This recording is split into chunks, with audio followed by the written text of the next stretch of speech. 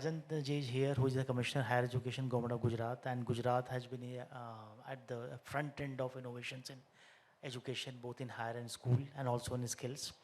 And earlier, Anju Sharma ji was the Principal Secretary of this department. So, Nagarajan ji, if you can enlighten about some of the initiatives of the Gujarat government. Yeah, thank you for this opportunity. Education and skilling has now been getting implemented in a jointly. Now we are looking at skill and education together, at least from the perspective of planning. And Gujarat Higher Education Department especially had taken a lot of steps in the last 2-3 years. And especially when Anju ma'am was Principal Secretary in Higher and Technical Education. And also it is still continuing now. And a lot of steps have been taken in those direction, especially with regard to NEP and skilling and entrepreneurship has been recognized, not just recognized, but has been also implemented on the ground. One of the pioneering initiatives is that the Education Department implemented the Student Startup and Innovation Policy. Normally, we don't think students as probable entrepreneurs, but in Gujarat, this policy has been in force from 2017 onwards, and recently a next version of the policy also introduced. So what happens in this is we are supporting the college students to come up with their ideas for innovations, and then once these ideas are there presented to a panel at the university or college level itself, seed funding or idea level funding is provided for. Earlier it was 2 lakhs, now it has been raised up to 2.5 lakhs.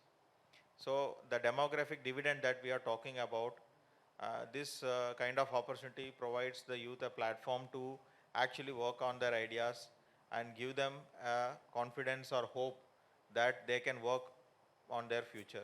So when these ideas are getting crystallized, and a research is being formed out of it, a product is getting invented, we give support for patent, and guidance and mentorship is also given. So in the last 5 years, more than 6,000 ideas have been funded and 800 patents have been filed. And this has been a very impactful avenue where we are talking about converting or providing opportunity for our youth to become job creators. And also supporting initiatives like IP awareness creation about patents for the teachers, mentoring how to be a mentor, and conducting hackathons, and these kind of ideation level based activities were also undertaken at the large scale. We also did large scale certification program for college faculty and all. So now at least 1 or 2 faculty in each and every college or university is qualified and knowledgeable enough to guide the students. And we also implemented a very supporting enabling initiative which is called the Gujarat State IP Guidelines. Especially when a teacher is mentoring a group of students, how the rights of the IP will be shared, so that there is a co-creation mentality with the teachers and all. And the state IP guideline enabled a lot of teachers to be part of the process, and their names also getting mentioned in the patent application and also in the rights. So this incentivizes a lot of teachers to be open and large-hearted and put their knowledge into a proper use. Later on, this was converged into a state level Gujarat State Student Innovation Hub, where we worked on co-creation with big corporates like Mahindra, Nestle, and state level public sector units like GUVNL and all, whose problem statements were identified and special hackathons were proposed to the college students. So this has created a culture of ideation, innovation and entrepreneurship. When we are talking about big unicorns and venture capital funded, there is a steep learning curve and a journey for the entrepreneur that is not getting covered in the headlines.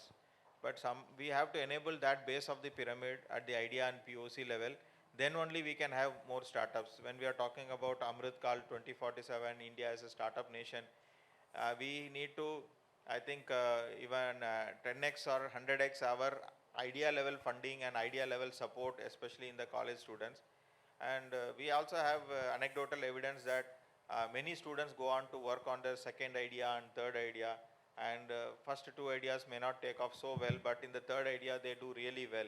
So by the age of 22 years, the student is already, very capable entrepreneur, and that is the kind of skilling, real world skilling, we can say that, building an entrepreneur mindset is doing.